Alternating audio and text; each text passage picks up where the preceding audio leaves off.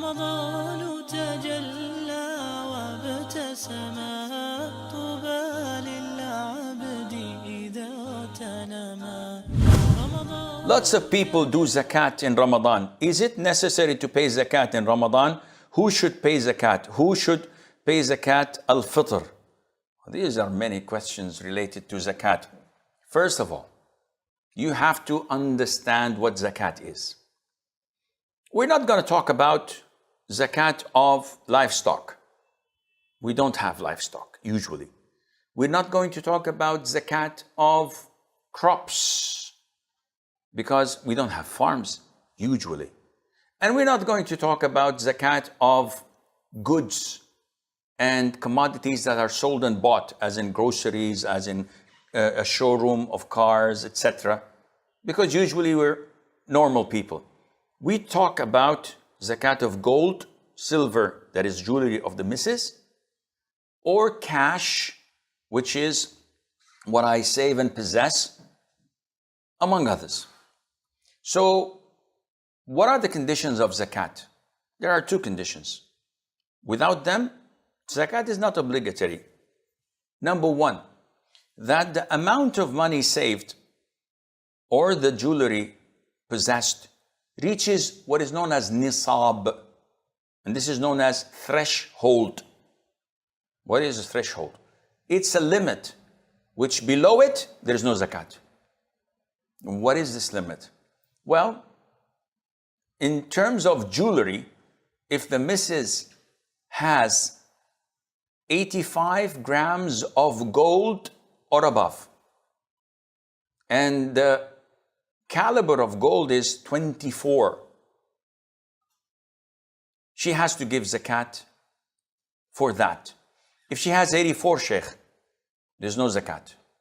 If she has 85, but of 22 or 20 or 16 carat gold, there's no zakat. You have to do the math. Because when we say 18 carat of gold, this means that 18 carat is gold and 6 is compensated with copper. So it reaches 24. So this is false, it's not gold. So the 22, you have to do the calculation, the calibration until it reaches 24 carat of gold. 85 plus. In silver, it is 595 grams of silver. And the cash threshold is measured by silver. So if you have the value in cash of 595 grams of silver, which is approximately $300, give or take, then zakat is due. This is condition one. Providing that condition two is fulfilled, and that is that you possess this for a whole lunar year. So if I had it for 11 months, there's no zakat on it. 11 months and 25 days, there's no zakat on it. When it completes 12 lunar months in my possession, then I have to pay 2.5%. The easiest way to calculate zakat, whatever money you have, divided by 40. The result is your zakat. Easy. If I have 40,000 dirham, divide by 40, the result is 1,000. Khalas. This is my zakat. If I have 80,000, my zakat is 2,000. If I have 100,000, I wouldn't be here talking to you. 2,500 dirhams. Clear? Clear. Alhamdulillah. طيب. We have this tendency, everybody is giving zakat in Ramadan. Why is that? They say it is more rewardable. We want multiplication of the ajr. We want Allah to love our good deeds in Ramadan. Wait. Akhi, this doesn't work like this. Yes, Ramadan is a blessed month to give charity, not to give your due obligatory zakat. What's wrong in doing that? I'll tell you what's wrong. The poor get all their zakat in Ramadan. The coming 11 months, they're begging people for money. And this is not how it works. Your wealth has to be calculated according to the completion of one lunar year. It might complete in Muharram, in Rabi', in Jamad, in Rajab, in Dhul Hijjah, depending on the circle, the completion of the lunar year. But to deliberately intend to give it only in Ramadan, this defies the purpose of zakat. If the lunar year is completed in Ramadan, khalas, there's nothing for you to do. This is how it comes. But to insist on giving it in Ramadan, whether by extending, instead of one lunar year, you say, I'm going to stretch it to 15 months, haram. But if you shorten it, if your zakat is in the Hijjah, and you say, no, I'm going to pay it 4 months earlier, so I pay it in Ramadan, no problem. This is for the benefit of the poor. Instead of waiting another 4 months, you are giving it ahead of time. There's no problem. But delaying it, no, it is not permissible. Who should pay the zakat? Usually women ask this question. Men never ask this question. They know that it's their obligation to pay their zakat. But women, they possess a lot of gold, and she doesn't want to pay zakat. So she asks, who pays zakat for my jewelry? Is it my husband? The answer is no. He's not obliged to pay the zakat for you. But Sheikh, I don't work. I'm a housewife. I have children. I am poor. Sister, you have 1.5 kilos of gold. What poor are you talking about? You're rich, but you are dependent on your husband to pay it every year. If he does this out of his own will, Jazakallahu khair. He's a loving husband. You should kiss his feet instead of nagging and giving him trouble. But if he doesn't want to, the person possessing the money, the person possessing the gold is responsible in front of Allah. I don't have an income, Sheikh. Sell some of the gold you have, and it's a small portion. You sell it and give 2.5% on that. Who should pay zakat al-fitr? Zakat al-fitr is something else. It's called zakat al-fitr, sadaqat al-fitr. It is not related to your possession, to your wealth. It's a different category. Zakat al-fitr is related to the charity you are obliged to give at the end of Ramadan.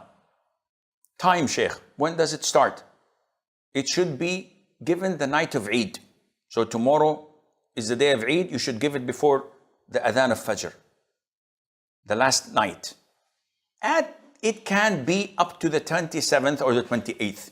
So giving it 2 or 3 nights earlier is no problem, because Abdullah ibn Umar used to do this, and a number of the companions, may Allah be pleased with them. So can I give it on the 15th of Ramadan? No. Can I give it on the 1st of Ramadan? Definitely not. Though some schools of thought say it's okay, but it's not okay. What is the amount, Sheikh? Zakatul Fitr, as in the hadith of Abu Sa'id al-Khudri and Abdullah ibn Umar, may Allah be pleased with him, and others, the Prophet ﷺ obligated Zakatul Fitr to be 1 sa'. Sa'. What is sa', Sheikh? I can't even pronounce the ain as you do. Well, this is a tool of measurement by size. So it's like liters, not like kilograms.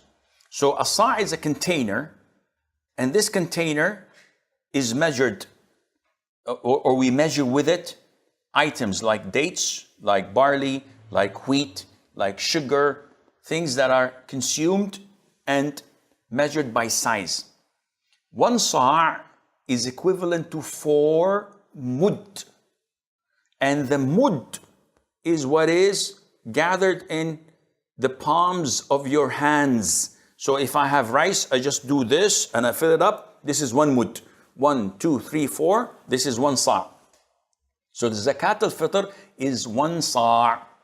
If it is measured with rice, this 1 sa', when put it on a scale, it weighs about 2 kilos, 0.125 grams.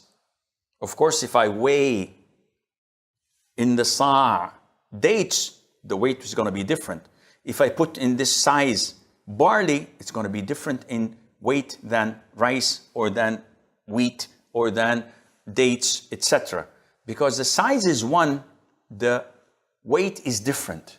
So usually the scholars give the weight in kilograms because this is the most common. But if they give the zakat in flour, it's different. So they have to go to the size again and check how much it weighs in flour, in barley, in corn, in whatever. Who should we give it on behalf of? Well, it's the responsibility of the father of the house, the guardian of the house, the one who spends money and puts food on the table. And he has to pay it on behalf of those who live under his roof and eat from his kitchen. So we pay for Muslims, whether women or men, whether freed or slaves, whether young or old. And this is the instruction of the Prophet alayhi salatu wassalam. Why do we do this? Purpose, one, so that the poor would not need to beg on the day of Eid. So we suffice them from asking people for their essentials. Do I have to give total strangers to me? No. If I have relatives of my own, cousins, uncles, aunts, who are classified as poor or needy, then giving them zakat al-fitr would give me double the reward. Reward of zakat and reward of connecting my kinship, providing it is not my responsibility to provide for them. What do you mean? I can't go to my son who is poor and give him zakat al-fitr because it's an obligation upon me to feed him. I can't go to my grandfather who is classified as needy and give him my zakat al-fitr because this is my responsibility. But if a sibling of mine, a brother who's married, and if he dies, I will not inherit him because he has children, or my father is alive and my sibling is stone broke, and I give him zakat al-fitr, this is valid and okay, and I get double reward. Can we give all my zakat al-fitr to one person who's poor? Yes. I don't have to feed, if I have 10 in my family, I don't have to feed 10 poor people. No, I can give all of our rice or wheat or whatever to one single poor person without any problem.